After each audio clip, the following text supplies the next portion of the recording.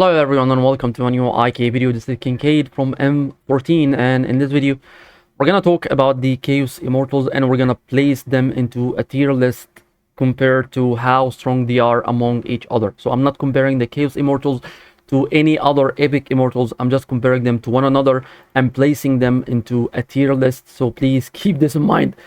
And let's just get started, and we're gonna start with the very first Chaos Immortal that got into the game, which is Loki.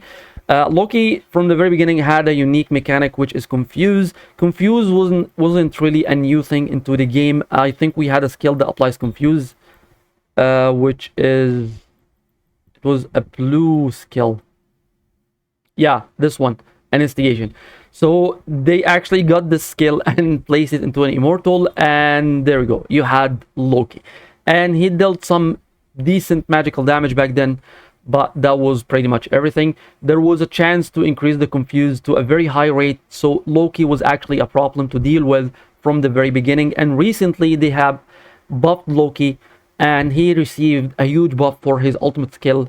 The damage increased from 450 to up to 500, and I think they changed his exclusive artifact.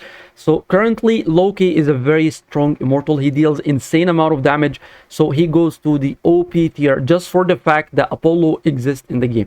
If it wasn't for Apollo, I think Loki goes straight away to the broken tier. But I think, in my opinion, that Apollo is way stronger than Loki. I've seen enough reports to say this, and I think he goes to the OP tier, and that's where he belongs. The second immortal that was released into the game was Wukong. Wukong was actually in the top of the meta before they released Apollo, and he was very strong right after they released the Nine Tails, because the Nine Tails was a counter to Poseidon, so Poseidon was kind of useless for a little while. So Wukong was actually one of the best Chaos Immortals, and he's still one of the best Chaos Immortals to use, but I still think that Loki is way stronger than him. His skill is very nice. He sustains a lot of damage and he deals a lot of damage, and he got some skills that can be used specifically for him from the Tower of Knowledge to make him even more stronger. So he goes to the strong tier just for the fact that Loki is way stronger than him at the current batch. And then we got Athena. Athena was so broken at her release, it was kind of insane. That I think at release, Athena was the strongest immortal in the game up until this point. Until later on, they applied some secret nerfs, or maybe released some skills that could work against her. I'm not really sure how it works, but currently I don't think Athena is one of the most usable immortals in the game, because the current meta or the current patches is actually counts a lot on damage. There is very rare marches that counts on sustain, and as long as you're up against Loki or Apollo, you're gonna receive a lot of damage and your sustain is not gonna be that efficient. So I don't think Athena right now is one of the best choices to go for. However, it goes to the strong tier because in some situation it could be very OP if you're up against someone that is using wounds, maybe Jenkins or maybe King Emperor. It goes to the strong tier.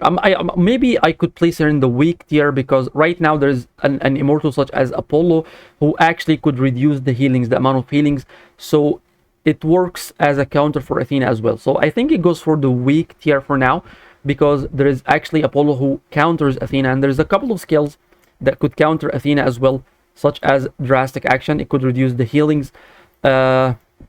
Yeah, it could reduce the healings by up to 70%, and Apollo could actually reduce the healings by up to 30% as well. So yeah, let's place Athena to the weak tier, because even though she applies immunity to wounds, there's a lot of counters to this as well. Alright, and then we got Poseidon. Poseidon was actually one of the best damage dealers in the game, and still one of the best damage dealers in the game.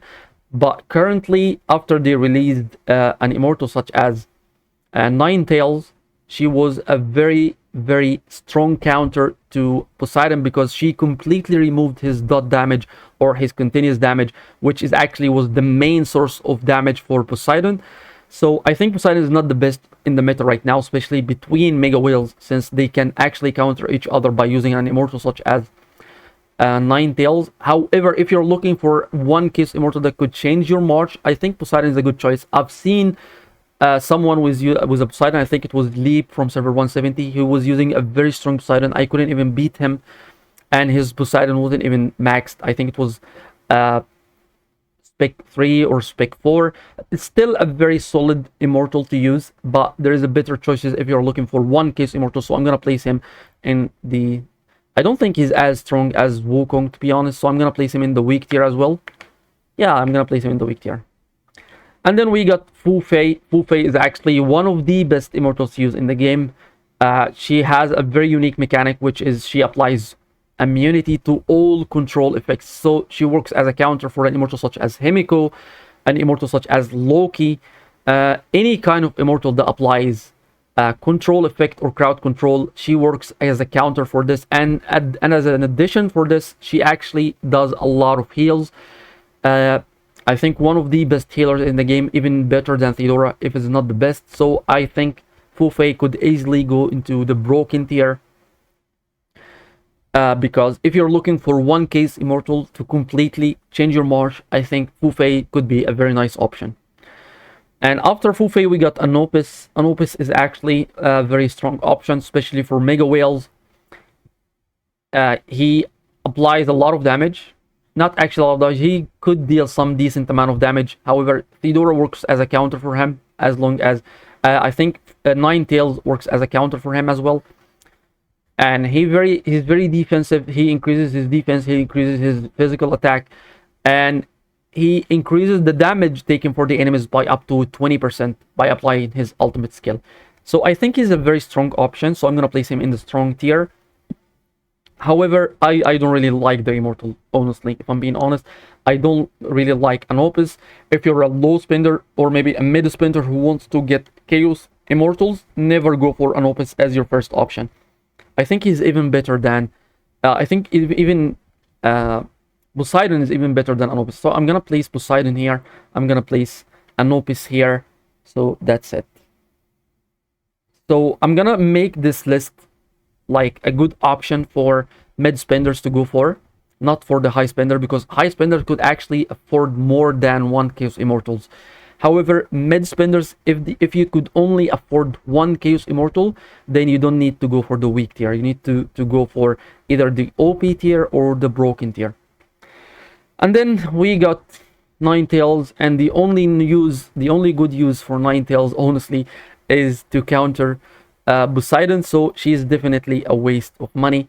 And I think they updated her skill recently that she increases the trigger rate of other skills, but still, this is not something that you could want to go for if you're looking for only one Chaos Immortal.